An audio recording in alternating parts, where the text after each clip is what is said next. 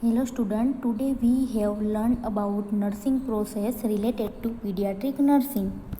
Nursing process is the assessment and nursing care of the patient. તેના દ્વારા પેશન્ટને systematically અને ઓર્ગેનાઇઝ કેર આપી શકાય છે.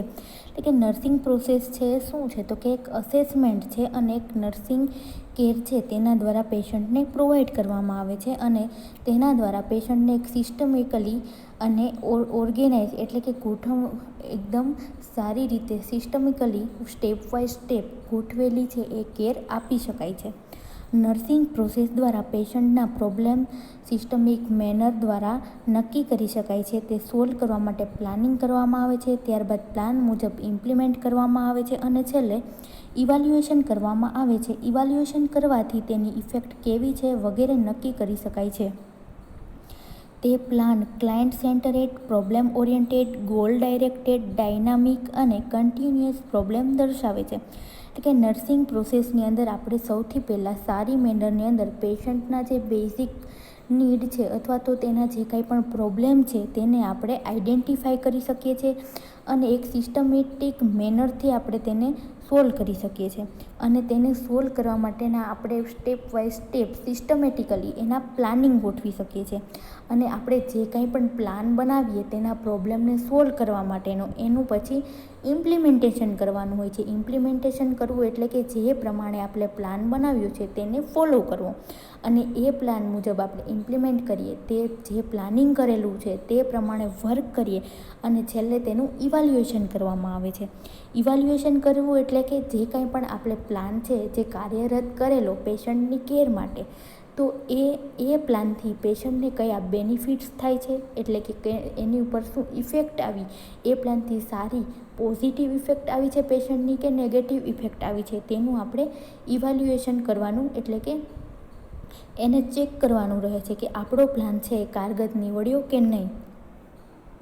તે પ્લાન જે આપણે પ્લાન તૈયાર કર્યો છે તે કેવો હોવો જોઈએ તો કે ક્લાયન્ટ સેન્ટરેડ, એટલે કે આપણે ક્લાયન્ટને એટલે કે પેશન્ટને ધ્યાનમાં રાખીને તેના બેનિફિટ્સ અને ફાયદાઓને ધ્યાનમાં રાખીને બનાવવામાં આવે છે. પ્રોબ્લેમ ઓરિએન્ટેડ એટલે કેવો હોવો જોઈએ જેથી કરીને પેશન્ટના જે પ્રોબ્લેમ છે એ ઓરિયન્ટ થતા હોય, આપણને એના પ્રોબ્લેમ છે એ ઇઝીલી આઈડેન્ટિફાઈ કરી શકીએ અને ઇઝીલી સોલ્વ કરી શકીએ તે પ્રમાણેના અને ગોલ ડાયરેક્ટેડ હોવા જોઈએ. એટલે કે એને આપણે ગોલ છે શોર્ટ ટર્મ અથવા તો લોંગ ટર્મ ગોલ છે સેટ કરી શકીએ તે પ્રમાણેના. ડાયનામિક એટલે કે સૈદ્ધાંતિક અને કન્ટિન્યુઅસ ફેનોમેના દર્શાવે છે. એટલે કે તે આખી પ્રોસેસ છે, અસેસમેન્ટ છે, ડાયગ્નોસ છે, પ્લાનિંગ છે, ઇમ્પ્લિમેન્ટેશન છે અને ઇવાલ્યુએશન છે, એક કન્ટિન્યુઅસ ફેનોમેનામાં એક કન્ટિન્યુઅસ પ્રોસેસ છે એ દર્શાવે છે. Then step in nursing process, કે નર્સિંગ પ્રોસેસ છે એ કેવી છે, એક સિસ્ટમેટલી છે. સિસ્ટમની અંદર એક સ્ટેપ બાય સ્ટેપ તેમાં કાર્ય થતું હોય છે. તો એમાં ફર્સ્ટ સ્ટેપ છે assessment, second is diagnosis, third is planning, fourth is implementation and fifth is evaluation. કે આ રીતના સ્ટેપ વાઇઝ સ્ટેપ સિસ્ટમિકલી આની અંદર કેર પ્લાન છે એ બનાવવામાં આવે છે. Then first of all assessment, કે અસેસમેન્ટ છે કઈ રીતના કરવામાં આવે છે. પહેલું જે સ્ટેપ છે નર્સિંગ પ્રોસેસનું તે છે અસેસમેન્ટ. તો અસેસમેન્ટની અંદર શું કરવામાં આવે છે, આની અંદર ક્લાયન્ટના સબ્જેક્ટિવ અને ઓબ્જેક્ટિવ ડેટા ભેગા કરવામાં આવે છે. ડેટા કલેક્શન માટે હિસ્ટ્રી લેવામાં આવે છે. ફિઝિકલ અસેસમેન્ટ કરવું જરૂરી છે. ઇન્વેસ્ટિગેશન રિપોર્ટ તપાસવા અને રેકોર્ડ્સ એનાલિસિસ કરવામાં આવે છે. આના ઉપરથી ક્લાયન્ટની કન્ડિશન અને પ્રોબ્લેમ છે તે નક્કી કરી શકાય છે. એનાલિસિસ ઓફ ડેટા ઉપરથી નર્સિંગ ડાયગ્નોસ નક્કી થાય છે તથા શોર્ટ ટર્મ અને લોંગ ટર્મ ગોલ છે નક્કી કરવામાં આવે છે. સબ્જેક્ટિવ ડેટા જે પેશન્ટ અથવા તો રિલેટિવ્સ દ્વારા ફેક્ટ રજૂ કરવામાં આવે છે અને જે ઓબ્ઝર્વેશન અને મેઝરેબલ નથી. ઓબ્જેક્ટિવ ડેટા જે હેલ્થ પર્સનલ દ્વારા નક્કી કરી શકાય છે. જે ફેક્ટ હોય છે તે ઓબ્ઝર્વેશનલ અને મેઝરેબલ હોય છે. તો સૌથી પહેલાં અસેસમેન્ટની અંદર કઈ વસ્તુ આપણે અસેસ કરવાની, કઈ વસ્તુ જોવાની, તો ફર્સ્ટ ઓફ ઓલ છે પેશન્ટના ક્લાયન્ટના સબ્જેક્ટિવ અને ઓબ્જેક્ટિવ ડેટાઓ છે એ ભેગા કરવામાં એટલે કે મેળવવામાં આવે છે. તેની અંદર સબ્જેક્ટિવ ડેટા કોને કહી શકાય, સબ્જેક્ટિવ ડેટા કે જે આપણે પેશન્ટ દ્વારા પેશન્ટને એની કન્ડિશન પૂછીને અથવા તો તેના રિલેટિવ્સને તેની જે કાંઈ પણ સિચ્યુએશન છે પેશન્ટના જે કંઈ પણ પ્રોબ્લેમ છે તે આપણે એને ઇન્ટરવ્યૂ મેથડ દ્વારા અથવા તો ક્વેશ્ચનરી દ્વારા આપણે પૂછીને જે ડેટા કલેક્ટ કરીએ એને સબ્જેક્ટિવ ડેટા કહેવાય. અને ઓબ્જેક્ટિવ ડેટા કે જે આપણે ખુદ એની સ્કિન ઉપરથી, એના ફેસ ઉપરથી આપણે જે કંઈ પણ ઓબ્ઝર્વેશન કરી અને જે કંઈ પણ ડેટા કલેક્ટ કરીએ તેને ઓબ્જેક્ટિવ ડેટા કહેવામાં આવે છે. અને તે ઓબ્જેક્ટિવ ડેટા છે એ શેના દ્વારા મળે છે? તો કે હિસ્ટ્રી કલેક્શન દ્વારા મળે છે.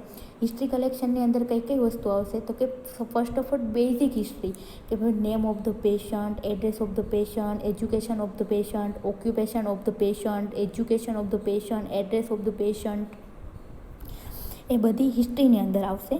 ધેન ફિઝિકલ અસેસમેન્ટ કરવું. ફિઝિકલ અસેસમેન્ટ કરવું એટલે કે હેડ ટુ ટો પેશન્ટની બોડીનું અસેસમેન્ટ કરવું. હેડ ટુ ટો એટલે કે સ્કાલ્પનું અસેસમેન્ટ કરવું, આઈસનું, નોઝનું, માઉથનું, એનું સ્કિનનું અસેસમેન્ટ કરવું, તે બધી વસ્તુ. અને તેના ઇન્વેસ્ટિગેશન, જે કાંઈ પણ એના રિપોર્ટ્સ અગાઉથી કરાવેલા હોય છે, કોઈ પણ બ્લડ રિપોર્ટ છે, યુરિનના રિપોર્ટ છે, કોઈ પણ બ્લડ શુગર રિપોર્ટ છે, તે બધા એના જે કોઈ પણ ઇન્વેસ્ટિગેશન કરાવેલા હોય છે તે તપાસવાના અને તે ડેટા કલેક્ટ કરવાના અને એના રેકોર્ડ એનાલિસિસ કરવાના કે આગળ કોઈ પણ બીમારીથી એ એડમિટ થયેલા છે કે નહીં, આગળ કોઈ પણ એને ગંભીર બીમારી રહી ચૂકેલી છે કે નહીં, તેના બધા રેકોર્ડ્સ છે એને એનાલિઝ કરવાના. અને એ ઉપરાંત ક્લાયન્ટની કન્ડિશન અને પ્રોબ્લેમ નક્કી કરી શકાય છે. આ બધા ડેટા છે એને એનાલાઇઝ કરી અને આપણે ક્લાયન્ટને જે કંઈ પણ કન્ડિશન છે, એને જે કંઈ પણ ઇલનેસ છે કે પ્રોબ્લેમ છે તેને આપણે નક્કી કરી શકીએ છીએ. એનાલાઇઝ ઓફ ડેટા ઉપરથી નર્સિંગ ડાયગ્નોસ છે નક્કી કરી શકાય છે તથા શોર્ટ ટર્મ અને લોંગ ટર્મ છે એ ગોલ નક્કી કરી શકાય છે. આપણે ડેટા એનાલાઇઝ કરીએ એટલે એનો આપણે ઇઝીલી એનો જે કંઈ પણ પ્રોબ્લેમ છે એ આપણે શું કરી શકીએ? ઇઝીલી ફાઇન્ડિંગ કરી શકીએ એનો જે કંઈ પણ પ્રોબ્લેમ છે એ. અને આપણે પછી એનો જે પ્રોબ્લેમ છે એ સોલ્વ કરવા માટે શોર્ટ ટર્મ એટલે કે ટૂંકા ગાળાના અને લોંગ ટર્મ એટલે કે લાંબા ગાળાના ગોલ કે જે પ્રોબ્લેમ સોલ્વ કરવા માટે આપણે નક્કી કરી શકીએ છીએ. અને તે બધા ડેટા ઉપરથી આપણે પેશન્ટનો એક ચોક્કસ ડાયગ્નોસ છે એ બનાવી શકીએ છીએ. અને સબ્જેક્ટિવ ડેટા કોને કહેવાય? તો કે આગળ કીધું તેમ સબ્જેક્ટિવ ડેટા ક્યાંથી મળે? એક તો પેશન્ટ પાસેથી વર્બલી અને એના રિલેટિવ્સ જોડેથી. અને ઓબ્જેક્ટિવ ડેટા છે આપણે ખુદે તેનું પેશન્ટની જે કન્ડિશન છે, સિચ્યુએશન છે એને ઓબ્ઝર્વેશન કરીને મેળવવામાં આવે છે અથવા તો કલેક્ટ કરવામાં આવે છે. Than second one is diagnosis. Second step કયું છે? ફર્સ્ટ ઓફ ઓલ આપણે અસેસ કર્યા. શું કર્યું? તો કે પેશન્ટના ડેટાને એનાલાઇસિસ કર્યા, ડેટા ઉપરથી તેનું શું એના જે કંઈ પણ પ્રોબ્લેમ હતા એને આઈડેન્ટિફાય કર્યા અને તેના શોર્ટ ટર્મ અને લોંગ ટર્મ છે તેની અંદર ગોલ છે સેટ કરી શકાય એ ડેટા ઉપરથી. ધેન સેકન્ડ વન છે ડાયગ્નોસ. નર્સે ડેટાનું એનાલાઇઝ કર્યા બાદ જજમેન્ટ અને કન્ક્લુઝન દ્વારા નર્સિંગ ડાયગ્નોસ નક્કી કરવામાં આવે છે. તે ક્લાયન્ટની એકચ્યુઅલ ઓર પોટેન્શિયલ પ્રોબ્લેમ અથવા તો અનમેટ નીડ દર્શાવે છે. તે મેડિકલ ડાયગ્નોસિસ કરતાં જુદું હોય છે. મેડિકલ ડાયગ્નોસિસ છે પેશન્ટના ડિસીઝના કારણે જે ડિફિકલ્ટી ઓર પ્રોબ્લેમ જોવા મળે છે તે દર્શાવે છે. અને નર્સિંગ ડાયગ્નોસિસ છે હેલ્થ કેર માટેના દરેક એરિયામાં કરી શકાય છે. દાખલા તરીકે health promotion, health maintenance and health restoration. ડાયગ્નોસિસની અંદર નર્સ છે શું કરે છે? બધા જે ડેટા એને આગળ અસેસમેન્ટમાં હિસ્ટ્રી લઈને કલેક્ટ કરેલા છે તે ડેટાનું એનાલિસિસ કરશે એટલે કે સંક્ષિપ્તીકરણ કરીને એનું કન્ક્લુઝન કાઢીને એ એક ડાયગ્નોસ નક્કી કરશે. પેશન્ટ માટેનું એક કન્ડિશન છે એ નક્કી કરશે અથવા તો એનો પ્રોબ્લેમ નક્કી કરશે.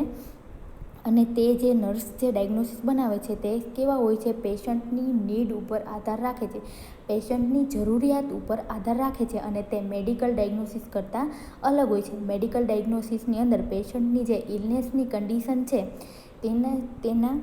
અને ઇલનેસના લીધે જે કંઈ પણ પ્રોબ્લેમ થયા હોય છે તેના ઉપર ધ્યાન રાખે છે. અને નર્સિંગ કેરનો જે ડાયગ્નોસિસ છે તે ઓલ સિચ્યુએશન એટલે કે પેશન્ટ હોસ્પિટલાઇઝ થયું છે તો હોસ્પિટલાઇઝ થવાના કારણે પણ તેનામાં જે કાંઈ પણ પ્રોબ્લેમ આવે છે તેને પણ ધ્યાનમાં રાખવામાં આવે છે. ધેન હેલ્થ પ્રમોશન અને તેની અંદર કઈ કઈ વસ્તુ એરિયા છે એ કવર કરવામાં આવે છે, તો કે health promotion, health maintenance and health restoration. એટલે કે તેની અંદર એવો ડાયગ્નોસ અથવા તો એવો પ્લાન કરવામાં આવે છે કે જેના લીધે પેશન્ટની હેલ્થની અંદર પ્રમોશન પણ થશે, તેનું હેલ્થ જે કાંઈ પણ છે તે આપણે જાળવી પણ શકશું અને હેલ્થનું આપણે રિસ્ટોરેશન એટલે ફરીથી જે સ્થિતિ હતી એવી લાવી પણ શકશું. Then third step, planning. પ્લાનિંગની અંદર ગોલ નક્કી કરવો, પ્રાયોરિટી નક્કી કરવી, રિસોર્સિસ નક્કી કરવા, પ્રોસિજર નક્કી કરવી તથા નર્સિંગ વ્યૂહરચના દર્શાવવામાં આવે છે. આ એક રિટન ડોક્યુમેન્ટ છે જેના દ્વારા ઇન્ટરવેન્શન કરવામાં આવે છે. દરેક નર્સિંગ એક્શન માટે નર્સિંગ કેર પ્લાન દરેક નર્સિંગ ટીમ માટે બનાવવામાં આવે છે તથા ક્લાયન્ટની પણ ભાગીદારી કરવાથી કેરના પ્લાનિંગમાં ઇફેક્ટિવનેસ જોવા મળે છે.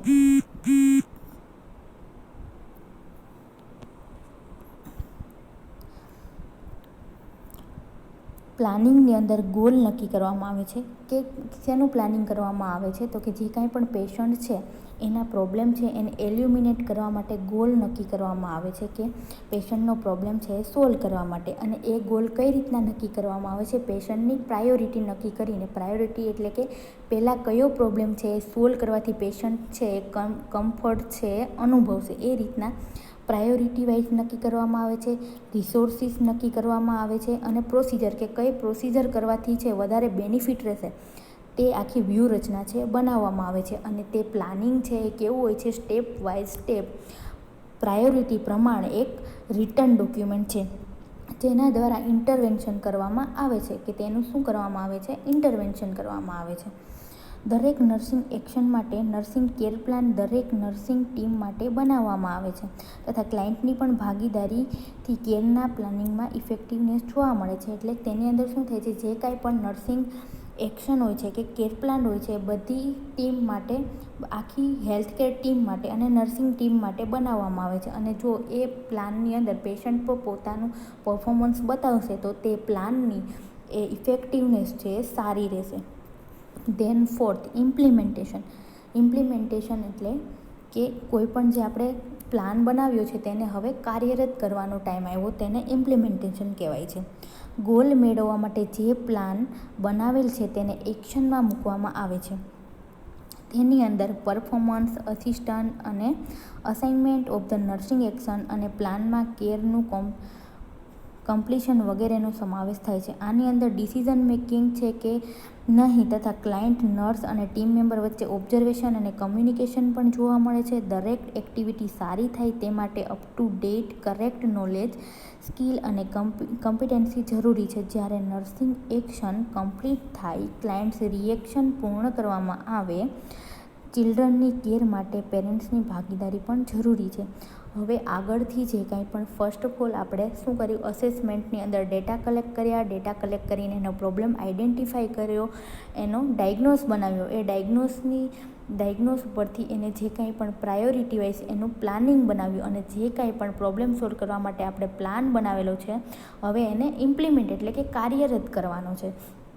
તો એની અંદર કઈ કઈ વસ્તુઓ આવશે, તો કે જે કાંઈ પણ પ્લાનની અંદર ગોલ સેટ કરવામાં આવ્યા છે તો એ ગોલને પૂર્ણ કરવા માટે બધી એક્શનો લેવાની આવશે. તે એની અંદર શું આવશે, કોઈ પણ પ્રોસિજર છે એ પરફોર્મ કરવાની આવી શકે અથવા તો નર્સ છે એઝ એ અસિસ્ટન્ટ વર્ક કરી શકે. કોઈ બી પેશન્ટની કેર માટે જો કોઈ પણ ઓપરેશન પ્લાન કરેલું હોય કે આ ઓપરેશન કરવાનું છે તો એ અસિસ્ટન્ટ તરીકે અથવા તો અસાઇનમેન્ટ તરીકે નર્સ છે એક્શન લેશે અને કેર પ્લાનને આખો જ્યાં સુધી કમ્પ્લીટ નહીં થાય ત્યાં સુધી તે એમાં સંકળાયેલી રહેશે. અને એક વસ્તુ છે ડિસિઝન મેકિંગ તથા ક્લાયન્ટ, નર્સ અને ટીમ મેમ્બર વચ્ચે ઓબ્ઝર્વેશન અને કમ્યુનિકેશન પણ જોવા મળશે. હવે આખો કેર પ્લાન છે એ દરમિયાન કોની વચ્ચે, તો કે હેલ્થ ટીમ મેમ્બર વચ્ચે એક કમ્યુનિકેશન અને ઓબ્ઝર્વેશન રહેશે. અને દરેક એક્ટિવિટી છે એ સારી રીતે પૂર્ણ થાય એટલા માટે બધી જ કોઈ પણ પ્રોસિજર હોય કે પછી ઓપરેટિવ જે કંઈ પણ કન્ડિશન હોય તે માટેનું અપ ટુ ડેટ અને તેની કેર માટેનું અપ ટુ ડેટ નોલેજ અને સ્કિલ છે એ કમ્પ્લીટલી હોવી જરૂરી છે. અને આ જે કાંઈ પણ કેર ગોલ સેટ કરેલા હોય છે તેને મેળવવા માટે પ્લાનને ઇમ્પ્લિમેન્ટ કરવામાં આવે ત્યારે જો પેશન્ટ પણ જોડે કોઓપરેટિવ થઈને હેલ્પફુલ રહે તો તે પ્લાનની અંદર સારી રીતનું એનું રિઝલ્ટ મેળવી શકાય છે. Than 5th one, ઇવાલ્યુએશન. ઇવાલ્યુએશન એટલે કે મૂલ્યાંકન. છેલ્લે આપણે જે કાંઈ પણ પ્લાન છે એ કાર્યરત કર્યો તેને પેશન્ટ ઉપર કાંઈ ઇફેક્ટ આવી કે નહીં. ઇફેક્ટ આવી તો એની ઇફેક્ટ છે નેગેટિવ આવી છે કે પોઝિટિવ આવી છે તેનું મૂલ્યાંકન કરવું એને કહેવાય છે ઇવાલ્યુએશન. ઇવાલ્યુએશનથી ગોલ મેળવી શકાય છે કે નહીં તેમજ ઇન્ટરવેન્શનની ઇફેક્ટનો ખ્યાલ આવે છે. નર્સિંગ એક્શનથી ક્લાયન્ટનો રિસ્પોન્સ કેવો છે તે ખ્યાલ આવે છે. સ્ટેપ દરમિયાન નર્સ ક્લાયન્ટમાંથી શું ત્યાગ કરી શકાય તે આઈડેન્ટિફાઈ કરી શકાય છે તથા નર્સિંગ કેર પ્લાન માટે ડિસિઝન લઈ શકાય છે જેથી ડિસિઝન કન્ટિન્યુઅસ મોડિફાઈ અથવા તો ટ્રીટમેન્ટ કરી શકાય છે. હવે ઇવાલ્યુએશનની અંદર જે કાંઈ પણ આપણે પ્લાન બનાવેલો તેને ઇમ્પ્લિમેન્ટ કરેલો એને આપણે ઇવાલ્યુએટ કરવાનું, એને મૂલ્યાંકન કરવાનું કે પેશન્ટને કાંઈ બેનિફિટ થયો કે નહીં, એના પ્રોબ્લેમ છે સોલ્વ થયા કે નહીં તે આપણે આઈડેન્ટિફાઈ કરવાનું અને તેની ઉપરથી આપણે ડિસિઝન લઈ શકીએ કે આપણે જે કંઈ પણ પ્લાન છે એ બનાવેલો હતો તેની અંદર મોડિફિકેશન એટલે કે કોઈ પણ ચેન્જીસની જરૂરિયાત છે કે નહીં અથવા તો તે પ્લાન છે કન્ટિન્યુઅસ કરવાથી પેશન્ટને ફાયદો થયો છે કે નહીં અથવા તો કોઈ પણ ટ્રીટમેન્ટ છે આપણે ઇવાલ્યુએશન ઉપરથી આપણે આપી શકીએ છીએ. આ હતી nursing process related to paediatric nursing. એની અંદર અલગ અલગ 5 સ્ટેપ આવેલા હતા. શું કામ? તો કે આખી એ પ્રોસેસ છે એ કેવી છે, સ્ટેપ વાઇઝ સ્ટેપ સિસ્ટમેટિકલી છે એટલા માટે. ફર્સ્ટ હતું એ assessment, second diagnosis, third planning, fourth implementation and fifth evaluation. First અસેસમેન્ટની અંદર હિસ્ટ્રી દ્વારા ડેટા કલેક્શન કરવાનું, ડેટા કલેક્શન કરી એનો પ્રોબ્લેમ એનાલાઇસિસ કરવાનો. ડાયગ્નોસની અંદર પ્રોબ્લેમ એનાલાઇઝ આપણે જે ડેટા કલેક્ટ કરેલા હતા તેની ઉપરથી આપણે નર્સિંગ ડાયગ્નોસ બનાવવાનો. નર્સિંગ ડાયગ્નોસ છે એ મેડિકલ ડાયગ્નોસ કરતાં કેવો હોય છે, અલગ હોય છે. થર્ડ વન હતું એ પ્લાનિંગ. પ્લાનિંગની અંદર આપણે ગોલ નક્કી કરવાના હોય છે. ફોર્થ વનની અંદર આપણે જે કાંઈ પણ પ્લાનિંગ કરેલું છે, અગાઉ જે પ્લાનિંગ કરેલું છે એનું ઇમ્પ્લિમેન્ટેશન એટલે કે આખો પ્લાન છે એને આપણે કાર્યરત કરવાનો. અને છેલ્લે ઇવાલ્યુએશન કે આપણે જે પ્લાનનું ઇમ્પ્લિમેન્ટેશન કર્યું તેનું રિઝલ્ટ, ઇફેક્ટ અથવા તો બેનિફિટ છે એ પેશન્ટની અંદર કેવી આવી છે તે ચેક કરવાનું.